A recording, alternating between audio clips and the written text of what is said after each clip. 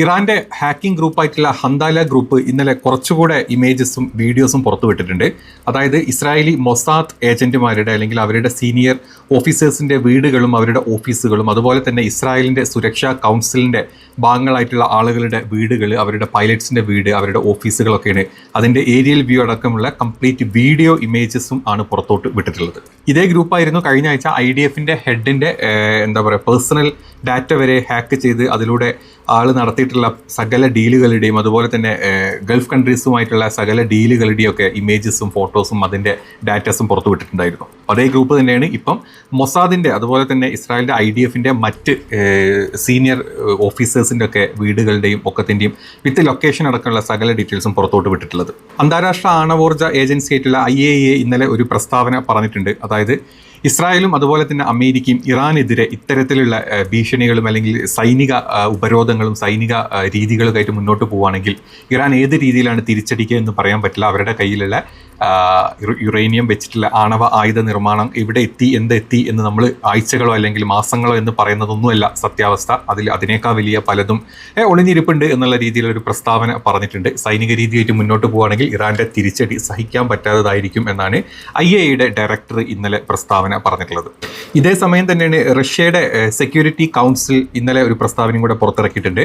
അതായത് ഇറാനുമായിട്ടുള്ള അമേരിക്കയും അതുപോലെ തന്നെ ഇസ്രായേലിൻ്റെയും ഇത്തരത്തിലുള്ള ആയുധ നീക്കങ്ങൾ അല്ലെങ്കിൽ സൈനിക നീക്കങ്ങളിൽ ഇറാന്റെ തിരിച്ചടി നിങ്ങൾ വിചാരിക്കുന്നതിനേക്കാളും അപ്പുറത്തായിരിക്കും എന്നുള്ള ഒരു പ്രസ്താവനയും കൂടെ വന്നിട്ടുണ്ട്. ഇത് റഷ്യയുടെ സപ്പോർട്ടാണോ അല്ലെങ്കിൽ റഷ്യ കൊടുക്കുന്ന ഇന്റലിജൻസ് സപ്പോർട്ടാണോ എന്ന് പലർക്കും വ്യക്തമായിട്ടില്ല.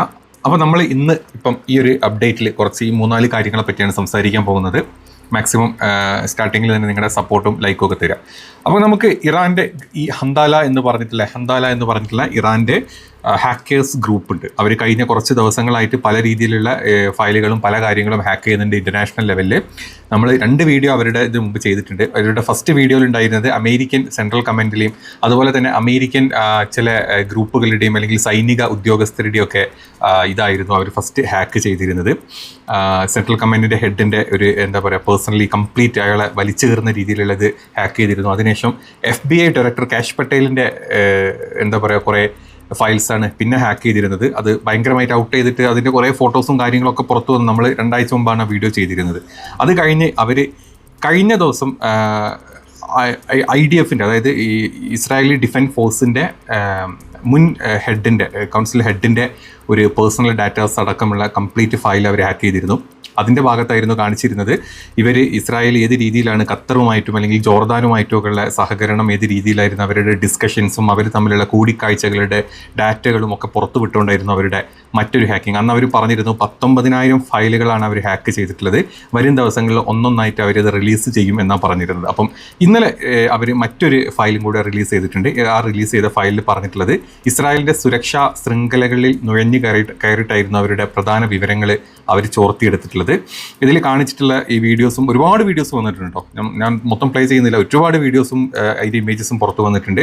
അതായത് മൊസാദ് കേന്ദ്രങ്ങൾ, അതുപോലെ തന്നെ വ്യോമസേന പൈലറ്റുമാരുടെ വീടുകൾ, മുതിർന്ന രഹസ്യാന്വേഷണ ഉദ്യോഗസ്ഥരുടെ താമസ സ്ഥലങ്ങളും അവരുടെ ഓഫീസുകളും ഇതൊക്കെ കംപ്ലീറ്റ് അവർ ഡ്രോൺ ദൃശ്യങ്ങളാണ് കാണിച്ചു തന്നിട്ടുള്ളത്. അപ്പോൾ അവർ ഏത് രീതിയിലാണ് ഇസ്രായേലിൽ നുഴഞ്ഞു കയറി ചെയ്തത് നിങ്ങൾ ചിന്തിച്ച് നോക്കുക. അതായത് ഒരു ഫയൽ ഹാക്ക് ചെയ്യുന്നതിന് മാത്രമല്ല അതല്ലാത്ത രീതിയിൽ തന്നെ അവർ ഓപ്പൺലി ഒരു സ്പൈ ഏജൻസി പോലെ അവർ വർക്ക് ചെയ്യുന്നുണ്ട്. അപ്പം അതിൻ്റെ ഏരിയൽ ദൃശ്യങ്ങൾ, അവരുടെ ഡ്രോണുകളും അവർ പലതും ഉപയോഗിച്ചിട്ട് അവരെടുത്തിട്ടുള്ള ഏരിയൽ ദൃശ്യങ്ങളും അതിൻ്റെ പ്രോപ്പർ സൈറ്റുകളും അതുപോലെ തന്നെ ഈ സൈറ്റിൻ്റെ ഇപ്പം നമുക്ക് ഒരു സ്ഥലം അറ്റാക്ക് ചെയ്യണമെങ്കിൽ അല്ലെങ്കിൽ ഇറാൻ ഒരു സ്ഥലം അറ്റാക്ക് ചെയ്യണമെങ്കിൽ ഒരു മിസൈൽ പ്രോഗ്രാം ചെയ്ത് അങ്ങോട്ട് വിടണമെങ്കിൽ അത് ജിയോഗ്രഫിക്കലി അറ്റാക്ക് ചെയ്യണമെങ്കിൽ നമുക്ക് അതിൻ്റെ ലോഞ്ചിറ്റ്യൂഡും അതുപോലെ ലാറ്റിറ്റ്യൂഡും ഒക്കെ നമുക്ക് വേണം. ഇതെല്ലാം കംപ്ലീറ്റ്ലി അവരുടെ കയ്യിൽ അവർ ചോർത്തി വെച്ചിട്ടുണ്ട്. അതിൻ്റെ വീഡിയോസും ദൃശ്യങ്ങളുമാണ് പുറത്തോട്ട് അവർ വിട്ടിട്ടുള്ളത്.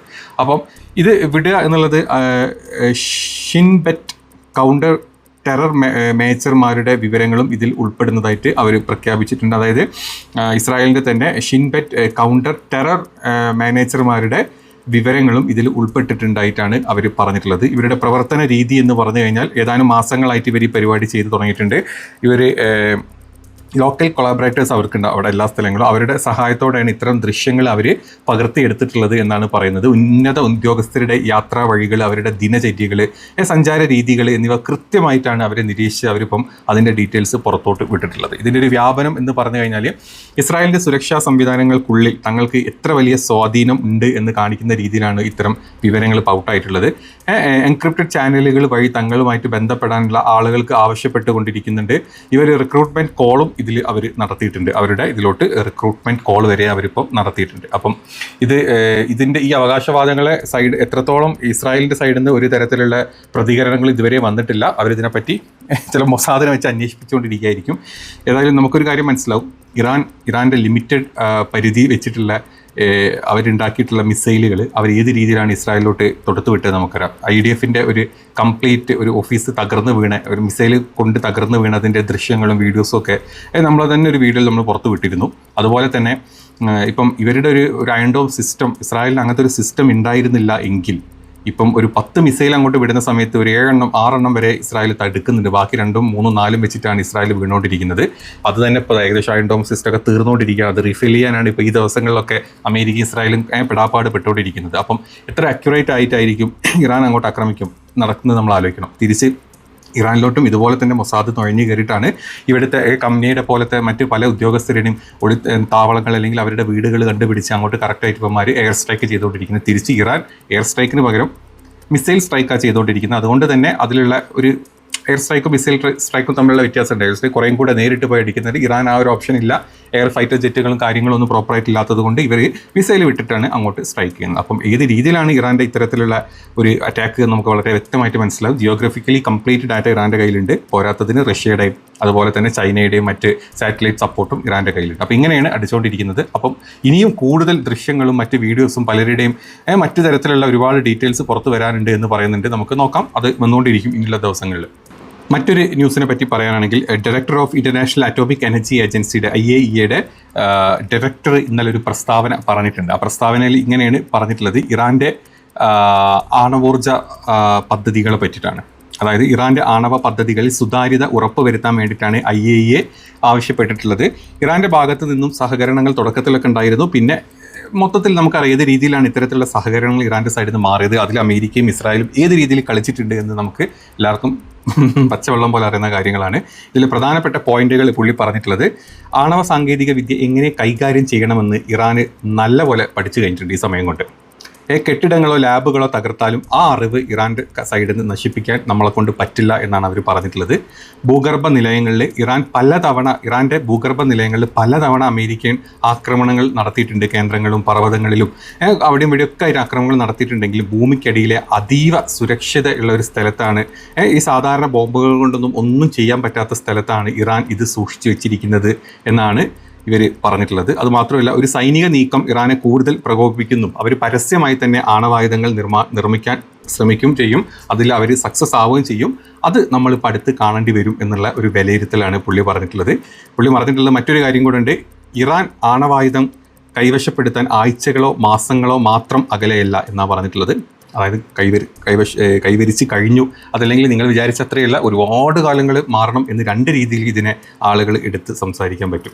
ഈ പ്രസ്താവന ഒരു പരിധിവരെ ഇസ്രായേലിനെ ആശ്വസിക്കാം, അത് അമേരിക്കയ്ക്ക് ആശ്വസിക്കാം, അതല്ലെങ്കിൽ ഇറാൻ ഏകദേശം അതിൻ്റെ കംപ്ലീറ്റ് പോർഷൻസ് കഴിഞ്ഞിട്ടുണ്ട്, അങ്ങനെ ചിന്തിച്ചെടുക്കുക എന്നാണ് പറയുന്നത്. ഏതാണെങ്കിലും കഴിഞ്ഞ 35 വർഷം നെതന്യാഹു പറയുന്ന അതേ വേർഡാണ് ഇറാൻ ദിവസങ്ങളെ കൊണ്ട്, ആഴ്ചകളെ കൊണ്ട്, മാസങ്ങളെ കൊണ്ട് അവർ ആണവായുധം ഉണ്ടാക്കും, ഞങ്ങളെ തകർക്കും. ഇത് കഴിഞ്ഞ 40 വർഷമായിട്ട് ഇസ്രായേലി പ്രധാനമന്ത്രി നെതന്യാഹു, ഇപ്പം പ്രധാനമന്ത്രിയാണെങ്കിൽ എന്ന് മുതൽ പുള്ളി നെസറ്റിൽ വന്നോ അന്ന് മുതൽ പുള്ളി സകല വേദികളിലും പറയുന്നൊരു കാര്യമാണ്. ഏതാണെങ്കിൽ ആ പറഞ്ഞ കാര്യം ഇറാൻ ഇതുവരെ ചെയ്തിട്ടില്ല. ആ പേരും പറഞ്ഞ് ഇറാൻ എന്ന രാജ്യത്തിനെ തകർക്കാൻ, മറ്റ് പല സ്ഥലങ്ങളിൽ തകർക്കാൻ മാത്രമേ ഇസ്രായേലിനും അമേരിക്കയ്ക്കും ഇതുവരെ കഴിഞ്ഞിട്ടുള്ളൂ. അപ്പോൾ ഇതാണ് ഒരു കാര്യം ഇന്നലെ വന്നൊരു പ്രധാന പ്രസ്താവനയായിട്ട് തോന്നിയിട്ടുള്ളത്. ഇനി റഷ്യയുടെ സുരക്ഷാ കൗൺസിൽ മറ്റൊരു വാർത്ത പുറത്തുവിട്ടിട്ടുണ്ട്. Russian security council, the United States and Israel may exploit peace talk as pledge to ground operations against Israel. അതായത് അവർ അതിൽ കുറേ പറയുന്നുണ്ട്, ഇസ്രായേലിനെതിരെ, അതായത് ഇറാനെതിരെ ഒരു സമാധാനം, ഒരു പീസ് കരാറിലോട്ട് പോകാണ്ട് ഇറാനെ പ്രകോപിപ്പിക്കാനാണ് ഇസ്രായേലിൻ്റെയും അതുപോലെ തന്നെ അമേരിക്കയുടെയും പരിപാടി എന്നുണ്ടെങ്കിൽ അതുപോലെ തന്നെ ഇറാൻ്റെ ആണവ നിലയങ്ങൾക്ക് നേരെ നിങ്ങൾ ആക്രമിക്കാനാണ് നിങ്ങളുടെ പരിപാടി എന്നുണ്ടെങ്കിൽ അത് ഇറാനെ കൂടുതൽ പ്രകോപിപ്പിക്കും. എന്താണോ IAEA ഡയറക്ടർ പറഞ്ഞത് അത് തന്നെയാണ് ഇപ്പം റഷ്യയുടെ സുപ്രീം അല്ലെങ്കിൽ സെക്യൂരിറ്റി കൗൺസിലും ഇപ്പം പുറത്തോട്ട് വിട്ടിട്ടുള്ളത്. ഒരു വലിയ യുദ്ധത്തിലേക്ക് അത് വീണ്ടും വലിച്ചയക്കപ്പെടും. അതിൽ റഷ്യ ഏത് രീതിയിൽ സപ്പോർട്ട് ചെയ്യും എന്ന് അതിൽ പറയുന്നില്ല. പക്ഷേ റഷ്യയുടെ സപ്പോർട്ട് റഷ്യ ഓൾറെഡി പറഞ്ഞു, ചൈനയുടെ സപ്പോർട്ട് ചൈന ഓൾറെഡി പറഞ്ഞു കഴിഞ്ഞിട്ടുണ്ട്. ഞങ്ങളുടെ കാര്യത്തിൽ US ഇടപെടേണ്ട കാര്യമില്ല. ഏത് രീതിയിലാണ് ചൈന സൈനിക പദ്ധതികൾ ഉണ്ടാക്കുന്നത് എന്നുള്ളത് വ്യക്തമായിട്ടുള്ള അറിവ് ചൈനക്കുണ്ട് എന്നാണ് പറഞ്ഞിട്ടുള്ളത്. അപ്പം ഡൊണാൾഡ് ട്രംപ് ഈ കാണിച്ചുകൊണ്ടിരിക്കുന്ന ഉപരോധങ്ങളും അല്ലെങ്കിൽ ഈ കാണിച്ചുകൊണ്ടിരിക്കുന്ന ആക്രമണങ്ങളും ഇനി കൂടുതൽ ഇറാൻ ആക്രമിക്കാൻ തുനിയാണെങ്കിൽ ഇറാൻ്റെ തിരിച്ചടി സഹിക്കാൻ പറ്റാത്തതിലും അപ്പുറത്തായിരിക്കും എന്നാണ് റഷ്യയുടെ സുരക്ഷാ കൗൺസിൽ ഇപ്പം മുന്നോട്ട് പറഞ്ഞിട്ടുള്ള ഒരു പ്രസ്താവന. അതുപോലെ തന്നെ അമേരിക്കയുടെ US ട്രഷറി ഡിപ്പാർട്ട്മെൻറ്റ് ഒരു വാർണിംഗ് കൊടുത്തിട്ടുണ്ട്. പ്രത്യേകിച്ച് ഒമാൻ, ചൈന, ഹോങ്കോങ് ഇവിടത്തൊക്കെ അവിടെയൊക്കെ പോർട്ടുകളുള്ള സ്ഥലങ്ങളാണല്ലോ.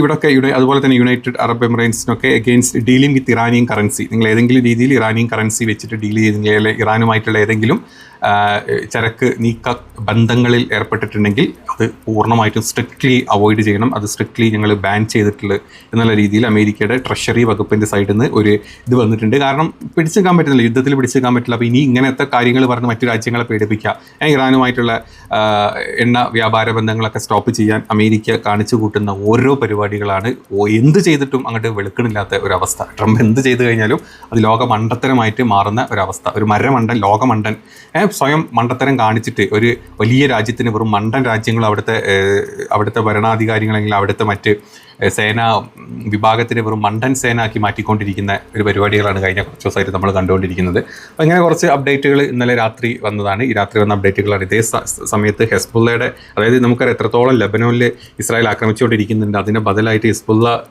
വലിയ രീതിയിൽ ഇസ്രായേലിൻ്റെ പല ഭാഗങ്ങളിലോട്ടും ആക്രമണം നടത്തുന്നുണ്ട്. ഒരുപാട് സൈനികർ കൊല്ലപ്പെട്ടതിൻ്റെ വീഡിയോസും കാര്യങ്ങളും, ഒരുപാട് സ്ഥലത്ത് ബോംബ് പൊട്ടിച്ച ആളുകളുടെ ഒരുപാട് പേർക്ക് പരിക്ക് പറ്റുന്നതിൻ്റെയൊക്കെ ഒരുപാട് വീഡിയോസും ദൃശ്യങ്ങളൊക്കെ പുറത്ത് വരുന്നുണ്ട്. ഞാനത് കാണിച്ചു കഴിഞ്ഞാൽ നമുക്ക് പണി കിട്ടും യൂട്യൂബിൽ, അതുകൊണ്ടാണത് ഓപ്പണാക്കി കാണിക്കാത്തത്. നിങ്ങൾക്ക് സെർച്ച് ചെയ്താൽ കിട്ടും. അതൊരു സൈഡിൽ നടന്നുകൊണ്ടിരിക്കുന്നുണ്ട്. ഇന്നലെ രാത്രി പീസ് ടോക്ക് നടന്നിട്ടുണ്ട് ലെബനോനും ഇസ്രായേലും തമ്മിലുള്ള.